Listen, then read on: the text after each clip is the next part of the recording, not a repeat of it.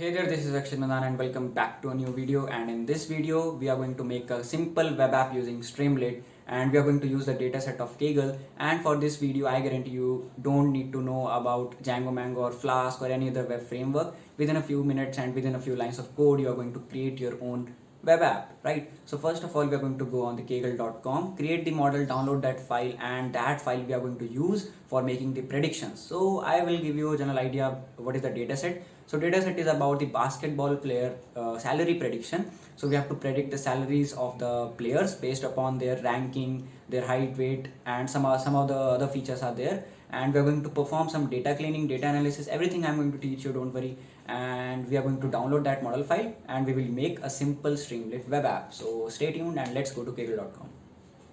Okay, so now I am on my dataset. So this is the Kaggle dataset I was talking about. So it contains some features. So my final feature that I have to predict is the salary of the basketball player. Okay, so you can see these are the features, and we are going to explore these features. Don't worry. So first of all, let's go to this code, and I'm going to go on my notebook. So as you can see, first of all, let's go to this code. Yes. So this is my notebook, BB player salary prediction. Let's go on it and let's try to understand this notebook. So I'm going to go and edit. So what I'm doing over here, first of all, I'm going to import the important libraries, that is pandas, numpy, matplotlib, seaborn, like this. So yes, so my notebook is ready, kernel is ready, and let's go to, yes. So first of all, I'm importing these libraries and I'm setting the style of my plot to dark background because as you know that I am a dark background lover. Then I'm going to import my CSV file and convert that CSV file into my data frame. So that data frame I'm calling it to be DF, simple. So where is my dataset? My dataset, as you know that it is present over here. You have to just copy this path and you can paste this path over here and your data frame will be ready. So period.read CSV is the basic function. Then I'm printing the head part, like that means first 5 rows to just see a general idea of my dataset. So let's first run this first cell, then let's run the second cell. So I can see that this is my data set.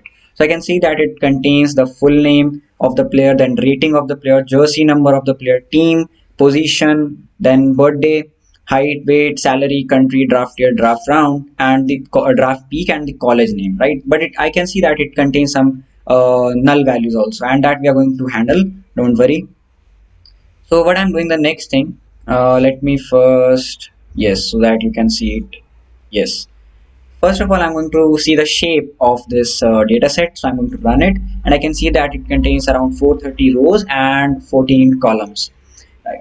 So next thing I'm going to see the information, that is a general idea, how many null values, how many non-null values are there. So I can see that mostly all the values are non-null. That means my data set is not containing that much null values, but it still contains some null values. Like in the team, I can see that only 406 values are non-null.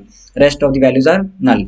So what I can do is, because this video is more integrated towards Streamlit, I'm just going to drop the null values, right? I'm not going to fill the null values so that your time is not wasted. So I'm just going to drop the null values.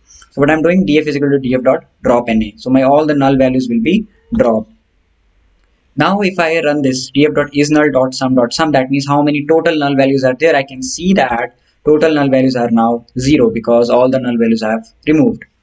Now I want to drop this full name, birthday, height, weight, and college, because I don't think that these columns are important for the salary prediction, especially this college, right? Because I think that college doesn't uh, college is not behind your success, right? Your own hard work is behind your success. College is just provide you a simple piece of paper. It's my opinion. Anyways, just let's go further. Now I'm going to remove these columns, right? So let's run this, and now if I see the head part, I can see that all the useless for me all the useless column for me are now removed, and I can see that it contains rating of the player, jersey number, team of the player, position, salary, which I have to predict, and some other columns. Now what I want to do is, I can see that in this jersey column there is a one hash, but I don't want this hash, right? I just want the number of the jersey. So what I'm going to do, I'm just going to write a simple function, def remove hash, and it is going to take a value, and I am going to return the value from the first index, right? So first index will be this hash is at the zero index, right? So all the values after this from the first index, let's see this 30. So this hash is at index 0. Now from one index, that is from 30, only 30 will be taken, right? So this is just a simple function. So that is I'm returning, right? So df jersey dot apply remove hash. So this function will be applied to each and every value of this jersey column, right? Now if I see the head part, I can see that first of all I have to run this function. Then I will run the df.head. Now I can see that this hash is now removed. Perfect. Now let's go further. And now I'm going to apply some data cleaning on the salary column. In the salary column, I can see again that this dollar is there. So I want to remove this dollar. I just need the integer part, right? So what I will do is I'm going to apply the remove hash function, and I can see that this dollar sign is also removed. So jersey is ready, salary is ready. So these two columns are now ready. So what I will do, I can see the string columns, like this team is string, position is containing string values, country is containing the string values, right? So for providing the data into the model, I can't provide the string values. I have to convert the string values into labels. So I can use the label encoding part. But first of all, I want to see how many unique values are there in the team. So I can see that there are so many teams available, right? And if I see the unique values in the country, I can see that there are so many countries.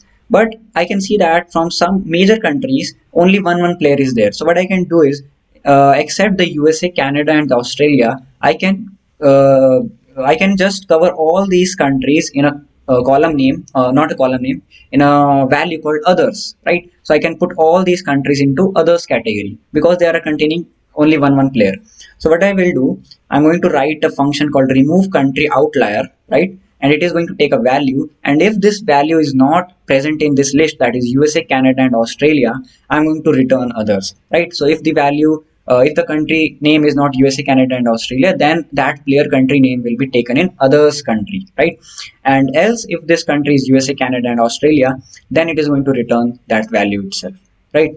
And now I'm going to apply this function, that is remove country outlier, on my country column, right? So if I now run this cell, I can see that four unique values are there, that is USA 294 players, others 28 players, Canada and the Australia. So now I am having only four unique values, right? Now let's see this position column. As you can see, this position is also in string format. So if I see the unique values in this position, I can see that there are around seven unique values, right? G, F, C, FC, then GF, FG, and CF, right? And it is containing a good amount of players. Now, if I want to run the head part, I just want to see the columns. So this is my data set currently. Now I want to see the unique values in draft round also, and all this position, then team, then country. I'm going to apply the label encoding, right? So that I'm going to do, but I want to see the unique values in draft round also. So how many, 1 2 3, like this. So if I run this, I can see that it contains so many unique values, and it contains the undrafted values also. And if I see the unique values in draft peak, I can see that it contains the undrafted value also. So what I want to do is, I want to remove this undrafted value, right? So what I'm going to do, because I can't, it is just like a null value, right? It is not undrafted. It is undrafted means it is null, right? So what I want to do, I want to write a function called remove undrafted, and it is going to take a value, and if this value is equal to undrafted, then I'm going to return nothing, that means return null. And else it is going to return the value. And this function I'm going to apply on draft round and draft peak.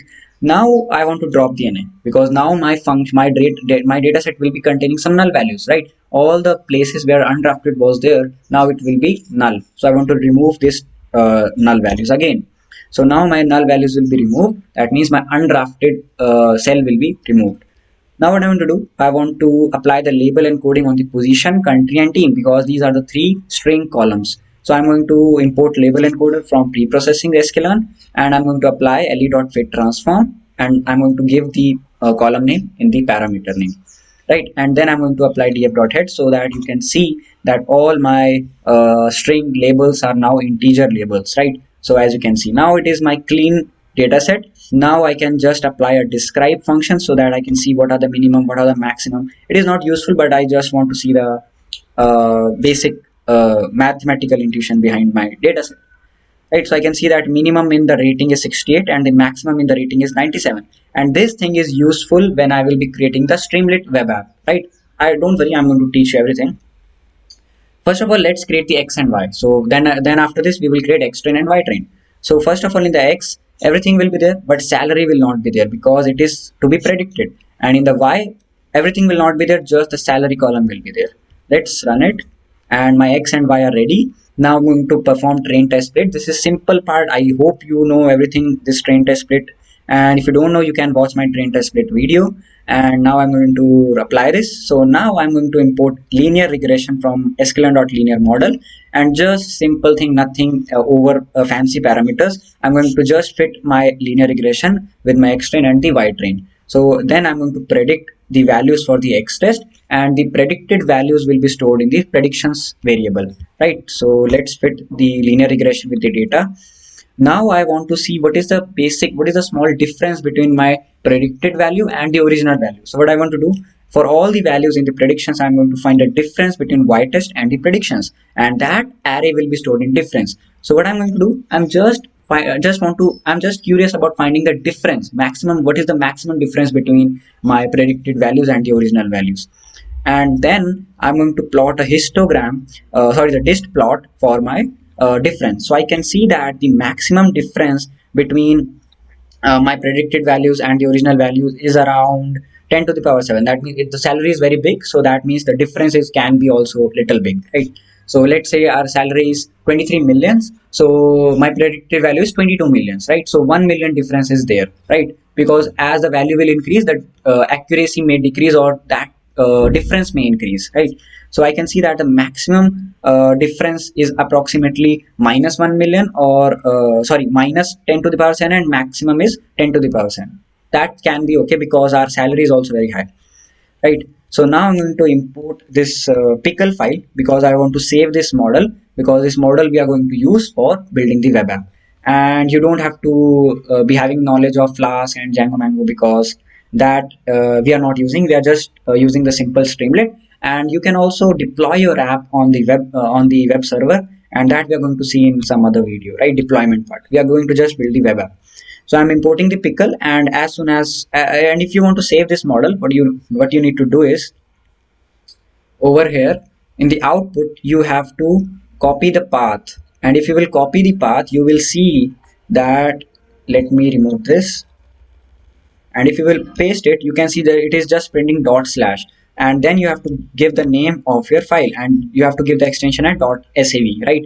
And it will be in write binary format. And if you will run this, that is pickle.dump that LR, that means your linear regression model. So it is going to dump your linear regression model into this file location with this name, right? So let's run it, and let's refresh this output, and I can see that model.sav file is ready. And then you can just download this model.sav file.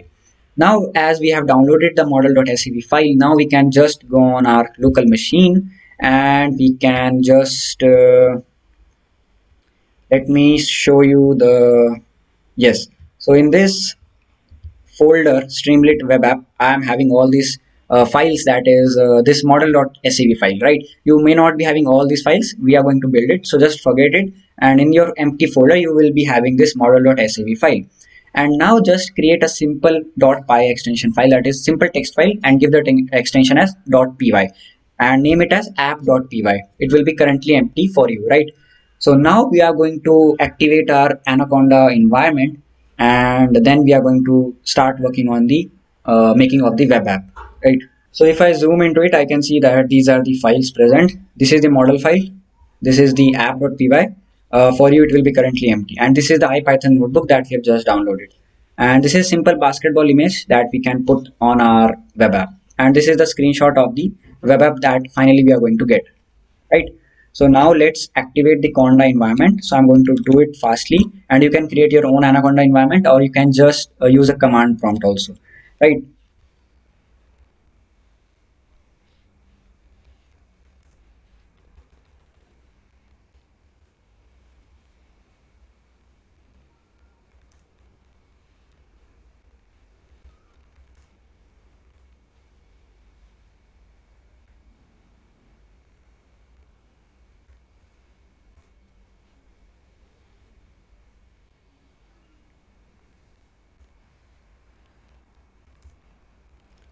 So conda activate and just print the location of your environment. So I will print it.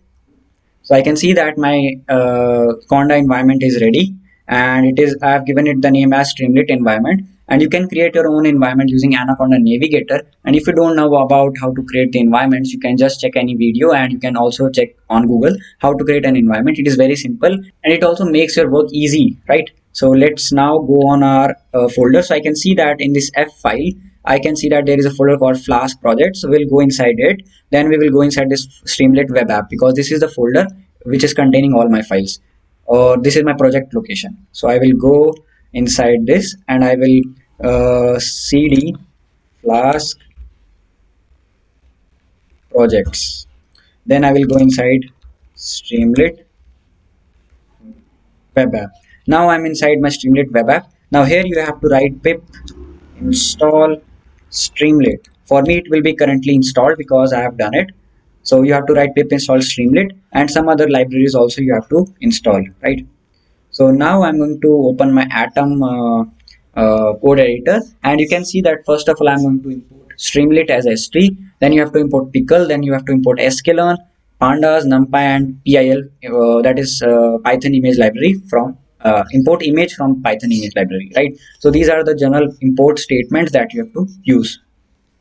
And from these, I think you have to just install Streamlit and sklearn. So you can just write these statements in your command prompt also, and you can also write it in your environment also, right? So here I have installed the Streamlit. Then you have to install sklearn, right? So you have to just run these two statements in your command prompt or in your Anaconda environment, right? So I will suggest you to just know how to create an environment, right? So now let's go on the other statements. So our libraries are imported, right? Now what we have to do, as you can see that in my folder, I am having this model.sav, right? So this is my main model. Without this is the soul of my project, my model that we have trained, right? So what we need to do, we are going to using the pickle.load, we are going to load our model. So this is the syntax how you can load your model. That is pickle.load open model.sav in the read binary format, because this is a binary file and you have to read it, and just save this model in your model variable. Now my model is ready. Now what you have to do now, general, just a simple designing. So in your web app, first of all I'm going to put the title of my web app as player salary prediction. So if you are curious, let me show you what is the output first, so that you will get a good idea. So Python run app.py, the name of your file, right? Okay, Streamlit run app.py. You have to write Streamlit run app.py because it's a Streamlit web app, right? Now I will get the local host location. It is taking some time. Let's wait. Yes. So here I can see that my web app is ready.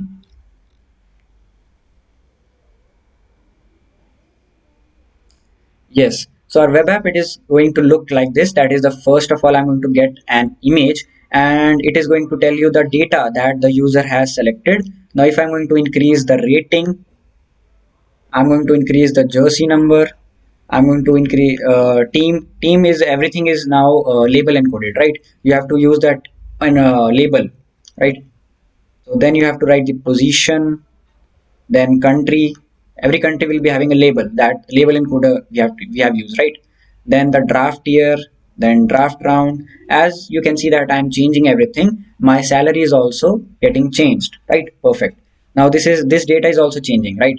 So if I change the team number, my team is now 6, right? So this is just dynamic data, and this web app we are going to build today, right? So yes, now we can go on Atom. And first of all, as you have seen that first of all there was a titles player salary prediction. So this is the syntax for printing the title. Then sidebar. So this is the sidebar. This is the sidebar, right? So we have to build this sidebar, and it is having a title player data. So let's go over here, and it is having a header player data. Then as you can see, there was an image, basketball image. So for that thing, you have to use image.open bb.jpg. That this is the file. I've given it to you in the repository, and I'm not going to put any. So this is st.image. So this is going to print your image, and this is the title. You can also give it a caption. So let me give it a caption bb. That is basketball, right?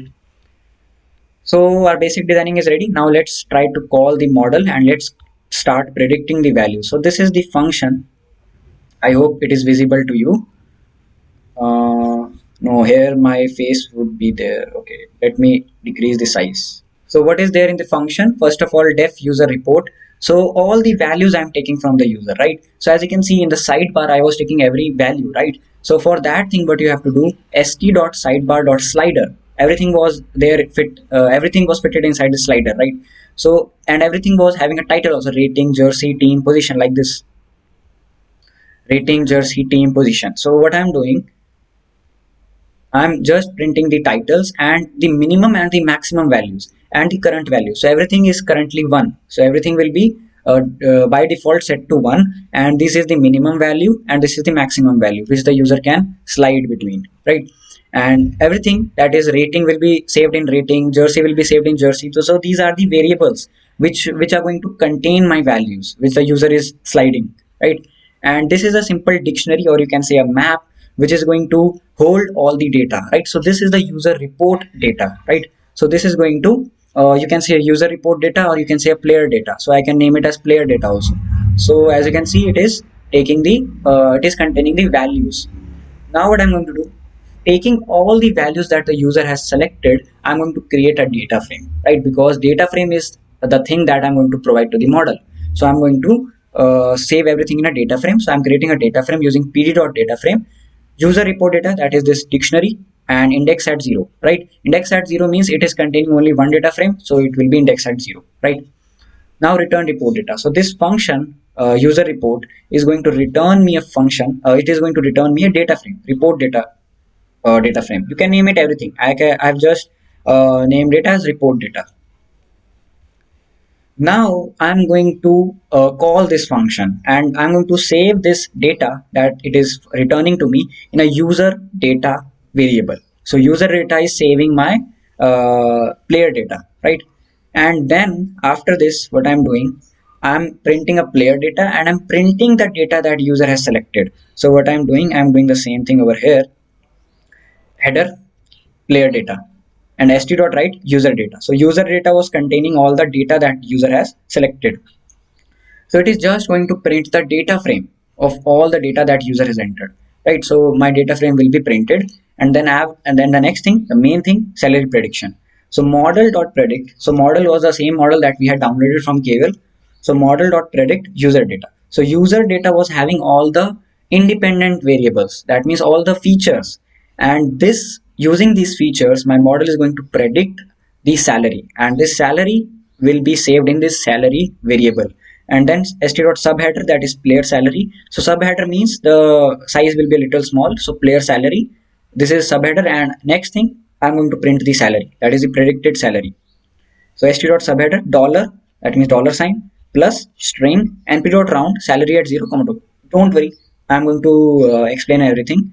Just try to decode it. What is this line saying?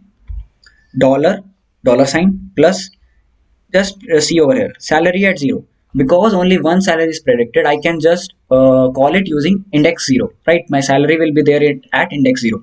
Okay, I hope, I know that you are having some doubts. Let me just print the salary, then you will get to know. Let me save it and let me rerun it. So as you can see, it is giving me an array, and it is also giving me so much decimal values. So what I can do it, I can call this thing index at 0, because only one value is present. So if I run salary at 0 and I save it, now I will be seeing only this value. Now I have to, using numpy, I have to round it off to two decimal places. So I have to, just a second, np.round, and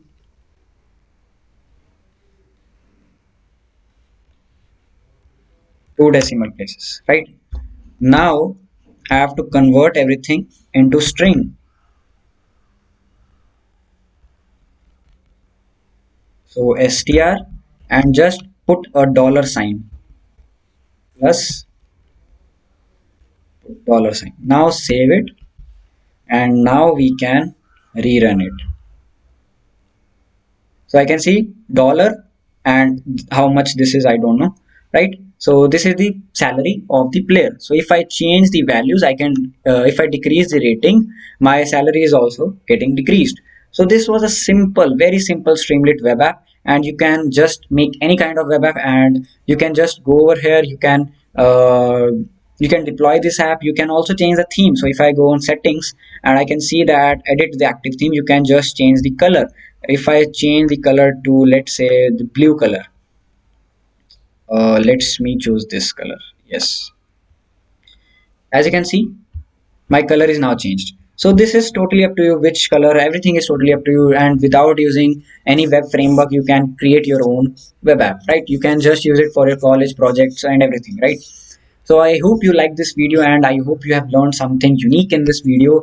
And you would have liked this video if you are new to Streamlit and you were just struggling with Flask and Django, and you just wanted to use simple web framework which you can use for hosting your machine learning model, right? So I hope you have liked this video, and if you like this video, hit the like button, subscribe to my channel. Until the next content, keep coding, keep innovating, and thanks a lot.